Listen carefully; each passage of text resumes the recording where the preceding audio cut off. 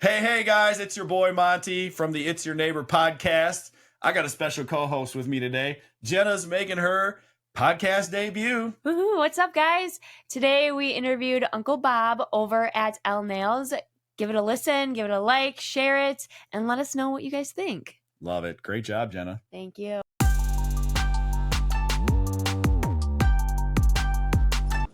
There we are. Hey, today, guys, we have Uncle Bob from Elle Nails, otherwise Robert Hart, as he's more formerly known.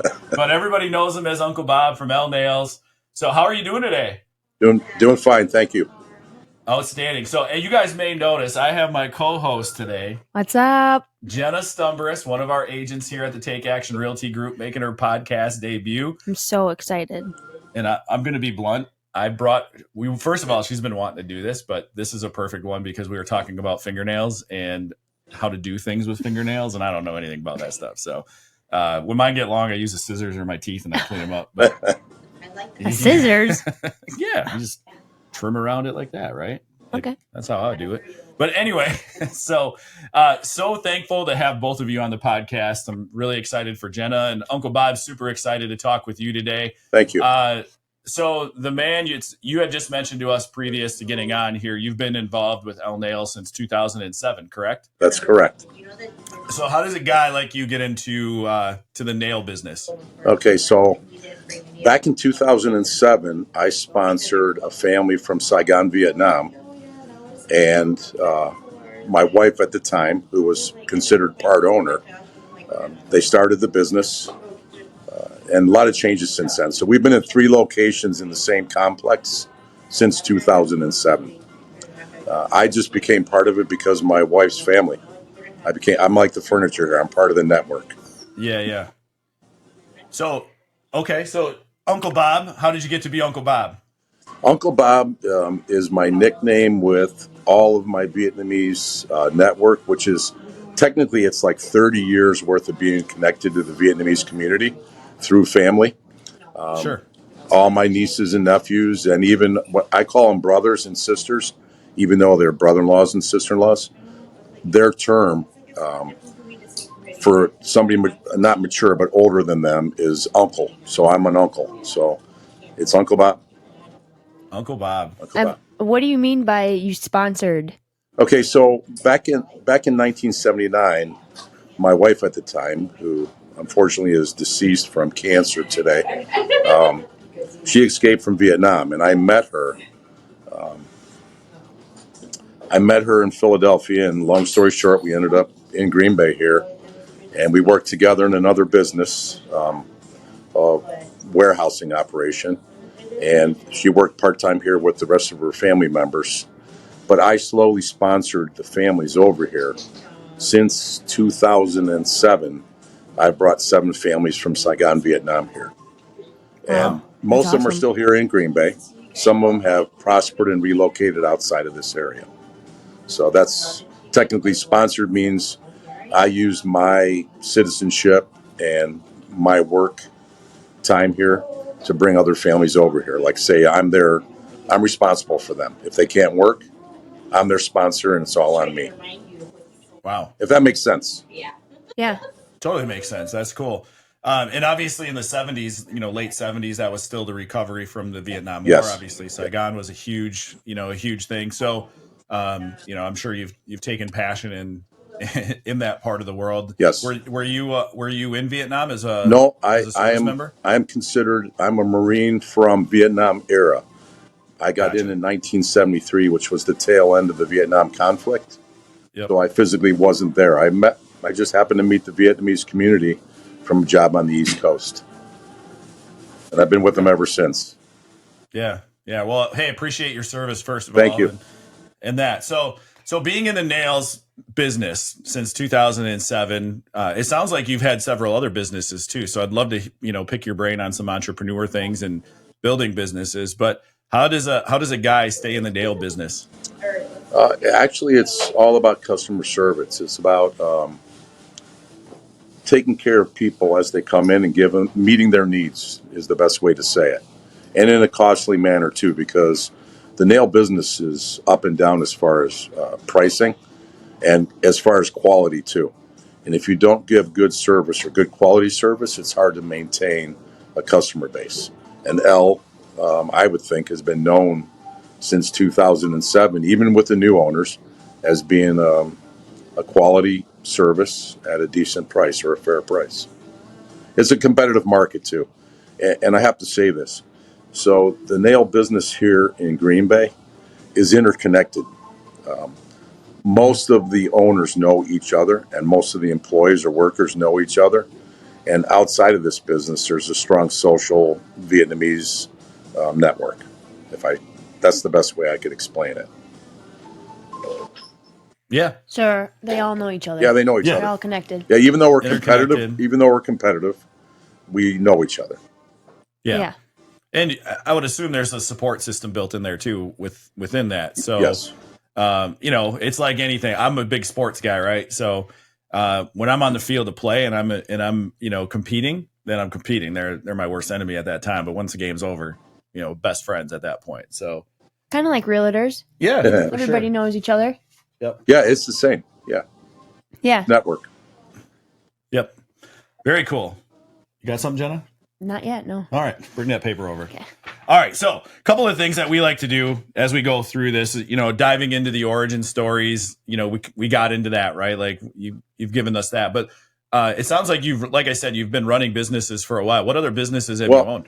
I haven't been an owner, but I've been directly involved with other businesses as far as being in operations or being a manager within operations. Yep. So I did 22 years in the automotive aftermarket industry in manufacturing and warehousing.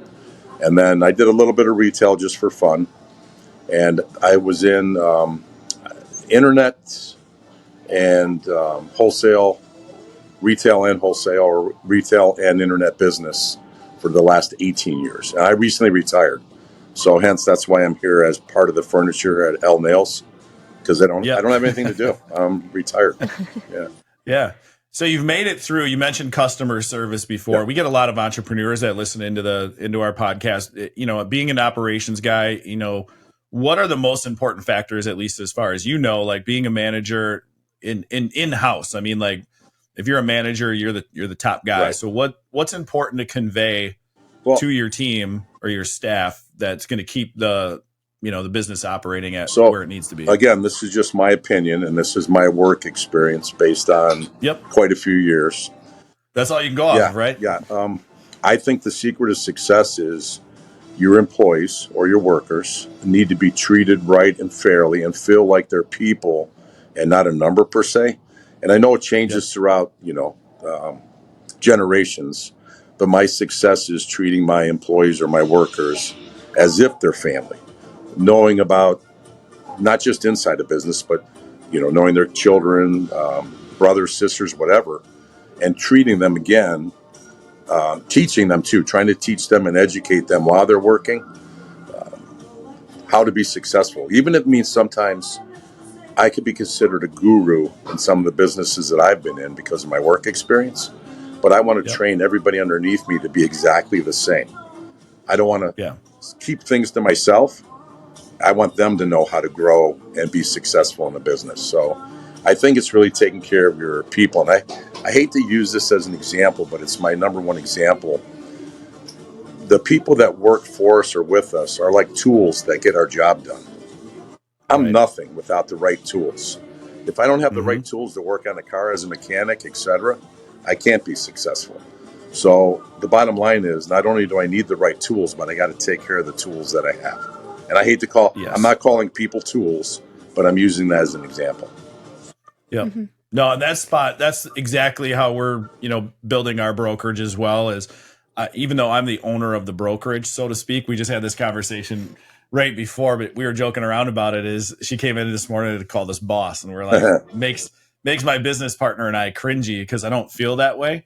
And I know she was, tongue in cheek in it, but it really is. And Jenna, you can speak to that too. Is like, how do you feel treated, by being here at this point? Not to put you on the spot, or you can make something up. I feel you guys treat us all very fairly. Yeah. Like, I mean, you're like a boss to me, but you are also a friend, but also just a mentor. You're a huge mentor in my life. Yeah. And that's really what we're trying to do is like, I take it very like, she's got her 1-year-old son out there right now. And we have our transaction coordinator actually babysitting David while she's in here doing this. It's just a big family here. That's what it's like. And that's what we want to have is, I take the mentorship serious because I have a lot more life experience too. And me to get her to where I am, and I've been only a real estate agent a little over 4.5 years. So to be able to take my principles, put it onto her, and let her grow from that in her own way, right? Like I can't tell her how to grow and how to be the best person that she can be. She's got to figure that out. But I can tell her what's worked for me, and I can also tell her exactly like what it's going to take to get there. It's up to her to do it at the end of the day. And so we're just giving her the resources and tools. So when she says I'm the boss, it does make me a little cringy. Okay, boss.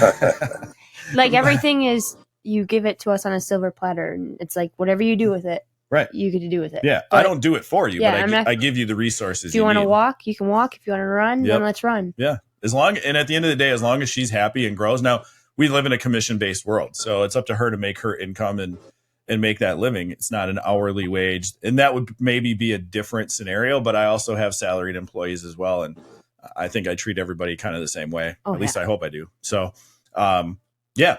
So I don't know. Rob's looking at me out there with a smile. No, I'm just thinking. Can he say "Okay, boss"? What's that? Can Rob say "Okay, boss"? Other Rob, not Uncle Bob. Other Rob. Yeah, he can, but he knows how I feel about it too. So, so anyway, but that's great advice, Uncle Bob, because at the end of the day, you're right. People are the necessity in this. You can have all the money in the world, but if you don't have the people to help you grab it and get it, it doesn't do anything. And you have to be able to share it, right?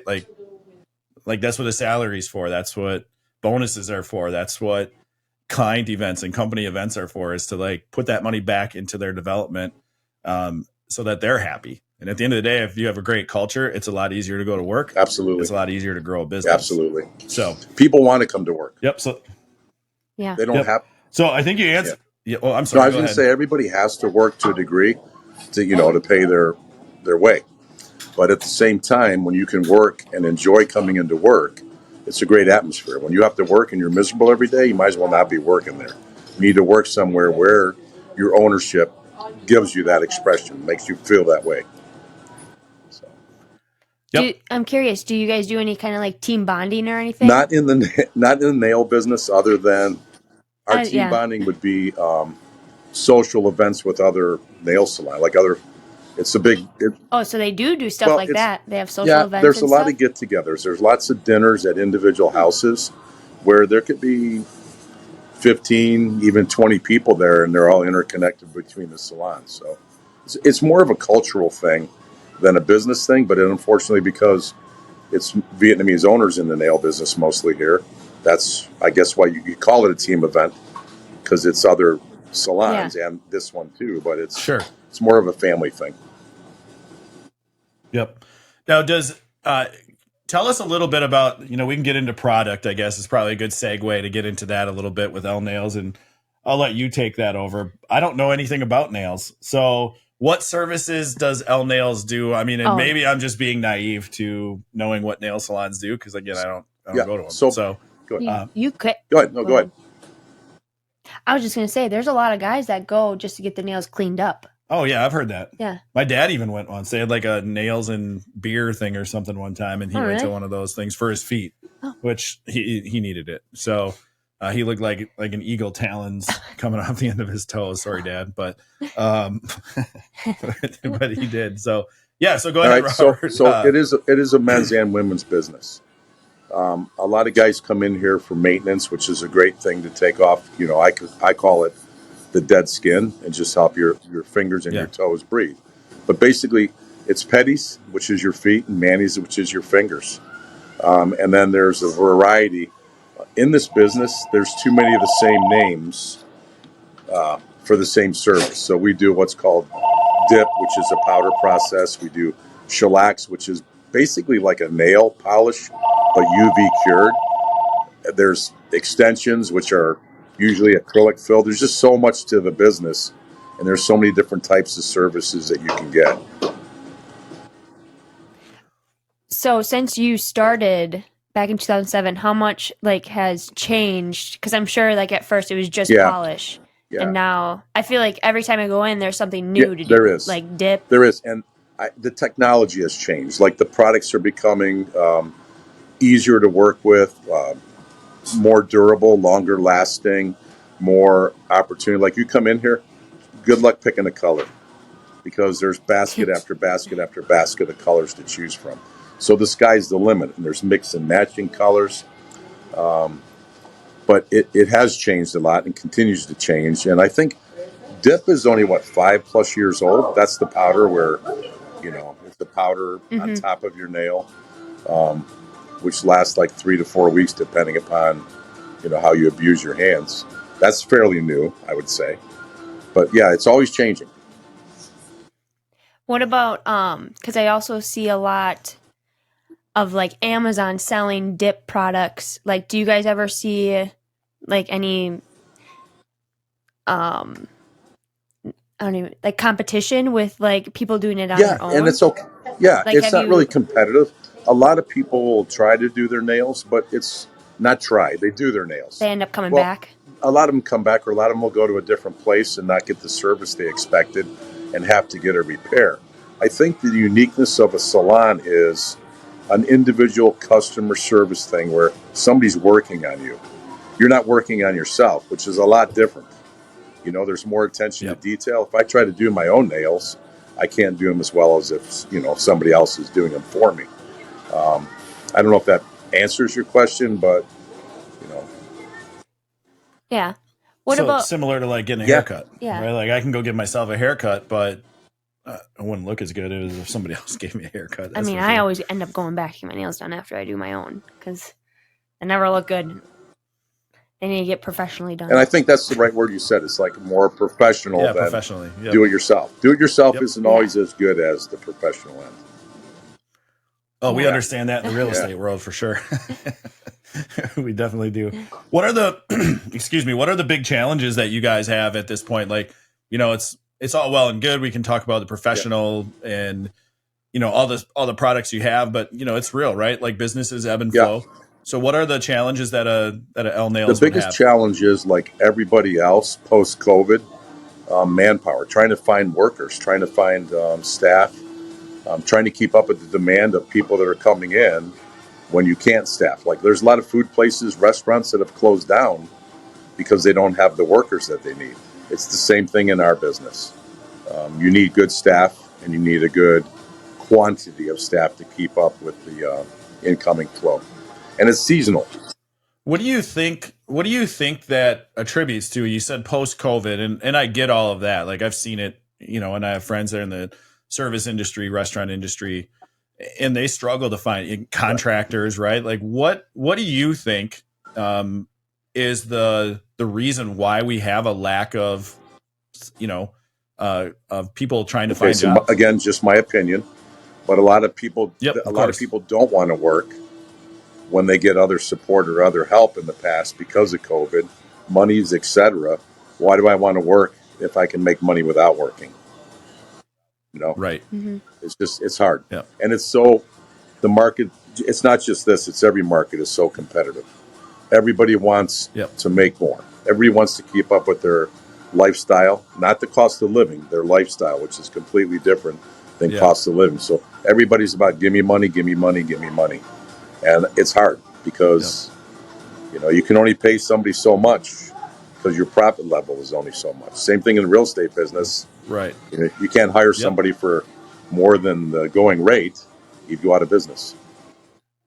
Yeah. And the issue is you see like right now, well, at least up until recently, like listings were going crazy, right? So the good realtors were able to keep the normal 6%, rate. And then and then on the lower side of it, it ended up going down to being the you'd have undercutters that would end up doing that. So and they would go into like the 4%, and then now there's some that are even at 3.5%. And I'm like, okay, by the time you get pictures and you do everything the right way, there's not even anything left for you by the time you factor in your drive time and the amount of phone calls you take and everything else like that. So That's certainly, something in our industry, but I think that's probably, there's always going to be undercutters, right? Like, Well, no same matter thing. what, it's just a Same matter of thing in being this better. business. You can find Yep. salons, you can find area salons that will do a cheaper rate, but again, you get what you pay for, and the length of time in your service. Meaning, if it takes an hour to do a job and somebody else is doing it in 30 minutes, there's no way they can compare Right. the quality of work. So, Yep. Yep. Exactly. So good. So you said earlier, you're now yes, retired, right? Like you're just your yeah, furniture over yeah. at the salon. What are you doing in your free time besides being furniture at Well, the salon? the salon business is 6 days a week, 12-hour days. So free time is 1 day a week, and that's So you're not yeah. really I guess I'm retired. not. Yeah, even I'm really not working. I'm just helping them. You know. Yeah, Yeah. I'm their Yeah. Your You're just supervisor? not yeah I'm getting their paid service anymore. You're a service volunteer. guy. I'm just the guy that tries to keep people happy, and I'm not sitting at home. Yep. You know, I'm out and about, and it's a very social business. You get to meet a lot of great people, hear a lot of good stories, share a lot of good stories. It's really not a job. It's fun. Yeah. And that's what Right. it's about, right? Like getting up, being able to go to work every day or do whatever you do and have fun, be happy. Do you do anything on the side, or is there any books you're reading, any movies you're watching? What's I going wish on I could there? say that, but I don't. The only hobby I have, and this is just because of my Marine Corps background, a lot of the other shops in Green Bay, I should say the gun shops, they're my hobby. Oh So I yeah. have a lot of friends that are owners of shops here, and I spend any free time that I have um, actually doing the same thing, like hanging out with people, talking to people. Um, You do a lot of yeah, yeah. prospecting. I talk a lot about Do it. my experience, like what I know, you know. Very cool. Now, one of the segments we like to do on these podcasts, we flip it around. So I know you don't really know much about me. You don't know Right. much about Jenna. You know that I own the brokerage. She's an agent here, but we always like to turn it around and allow you to ask a few questions on this as well. It could be anything about us, could be anything about real estate, could be whatever. It's open All forum right, for this you, is Bob. kind of different. I didn't expect this, but um, I like no, putting people to no, fire I like it sometimes a little because bit. I have a lot of friends that are personal friends that are real estate agents. Um, Yeah. and my biggest thing is the market's completely changed today. Um, construction Mm-hmm. costs are out of control. Home values Yep. have just skyrocketed. It's like you have to sell body parts to be able to afford property today. Um, Mm-hmm. myself, I'm actually looking for something.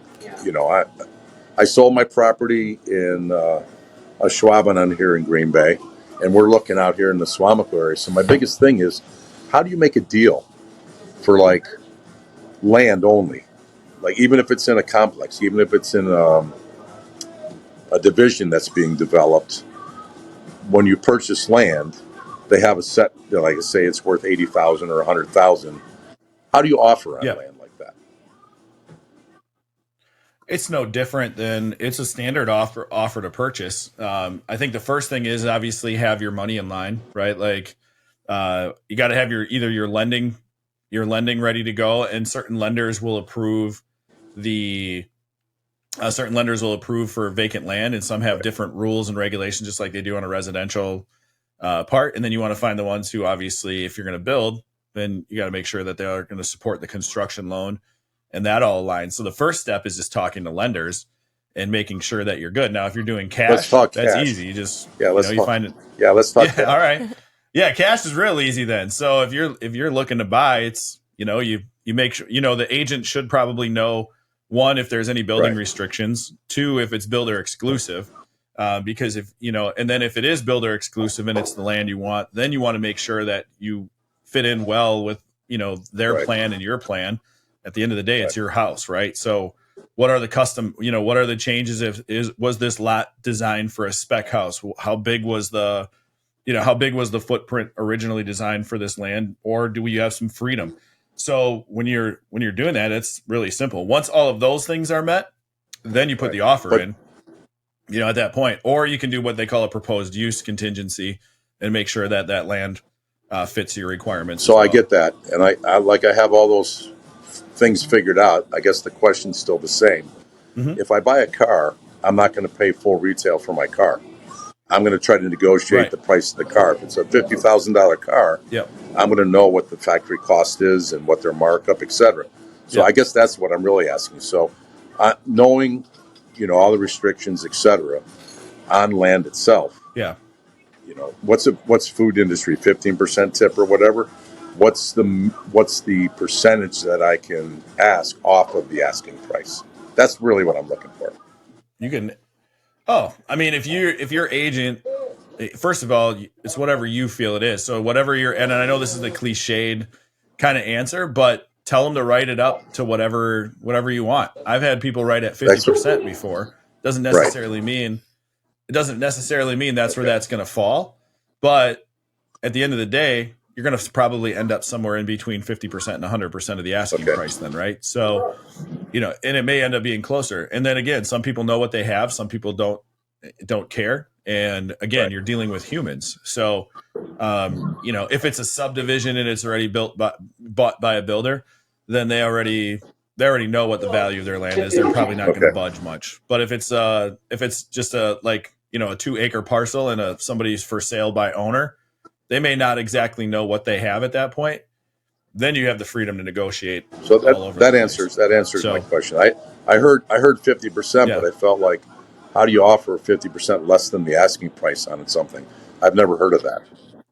I mean, you have to look at it like any other business decision, right? Like as soon as you take the emotion out of it and you look at it just strictly as business, then you're not getting emotionally invested into it, and then you make your decision on that. That doesn't mean the seller won't get emotionally invested into it, and they might be, but at the end of the day, if it's the land you want and that's the price you have, then ask for it, right? It's no different than like going into wholesaling anything else. It's like you want to get it at the lowest price so you can make the most out of it, and that's what I would do, and also to make sure it's written.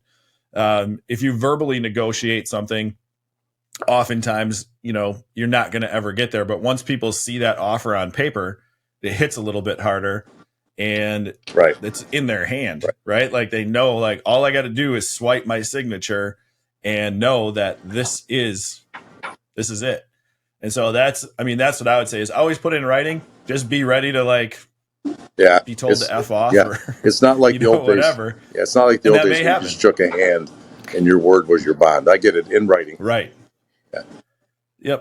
Yep. And sometimes that might be the case too. There's still people out there that do the handshake deals. And, I'm a very much a handshake guy. My handshake means a lot. But at the end of the day, it's still got to be on paper. So you might as well put it on paper right away. And then you get the paperwork flowing back and forth and you work out the negotiation that way. And at some point, if you're working with an agent and they have an agent, you might just go, all right, let me talk to them and let's get this done.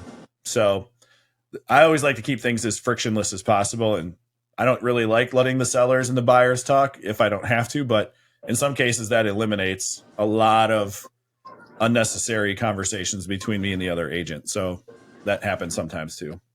Whatever gets the job done, whatever makes my clients happy, that's what I try to do. Yep. No, good. Anything else for us? That was my one question that I thought of last minute when you put me on surprise. Yeah, I like it. Awesome. All right, so Uncle Bob, where can we Elle find Elle Nails? Nails? Is on Lineville.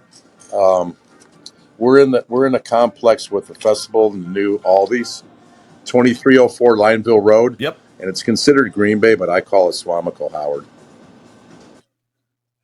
Yep. We know right where it is. You're really close to us. We're like, you go down Brookside, and we're right down there. So I've been there a few times actually. You have? Uh-huh. Yeah, it's been good. Yeah. You've been? Didn't even know she's been. You've been to the salon the whole time. When I lived over there with my aunt, yeah, I have. When you probably 2 or 3 years ago. That was when my other family members owned it at that time. So. Yeah. Okay. Yeah. She's been holding out on us the whole time. I kind of remember now, because your guys' pedicure spot is like in the back. So now you know right? when you come in, you can. Uncle Bob's going to take care of you. I'm the receptionist. I'll find you. Yep. All right, guys. So go see Uncle Bob over at Elle Nails on Lineville. Thanks so much, Uncle Bob, for joining us today. It was awesome. Glad we could get you on here, and congratulations on volunteering your retirement. And and I'm glad to see you doing what you love to do. That's awesome. Thank you, guys. Are you guys on? I'm going to say social no media? because the new ownership hasn't developed like a good Google account. They haven't updated their information. So it needs to happen, though. Gotcha. I guess that's my next job. So what's Yeah. the phone? What's the phone number over there? And Yeah, certainly, you it's definitely want to develop those things. 920-661-0999.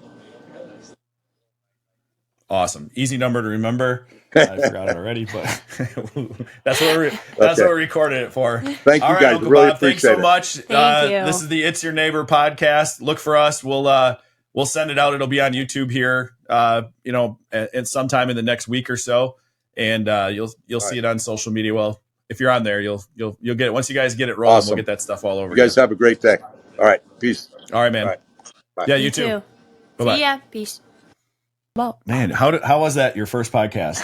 I know I'm a professional. It was like you've done this before. It seemed like it. You're pretty good. I can't wait for the next one. Yeah, Uncle Bob was great, you guys, from Elle Nails over on Lineville. He rocked it. It's funny to hear like how happy he is, and I think that's the one thing I took away from his interview is he still loves like going to work every day, even though now it's He's retired. He's retired on a volunteer working basis. But you guys definitely need to check him out. Jenna's been there. They're a great place, and hopefully you guys enjoyed the podcast enough to give us a like, give us a follow. And congratulations again. Podcast debut. Big day for you. Thank you. I can't wait for the next one. Boom. Peace.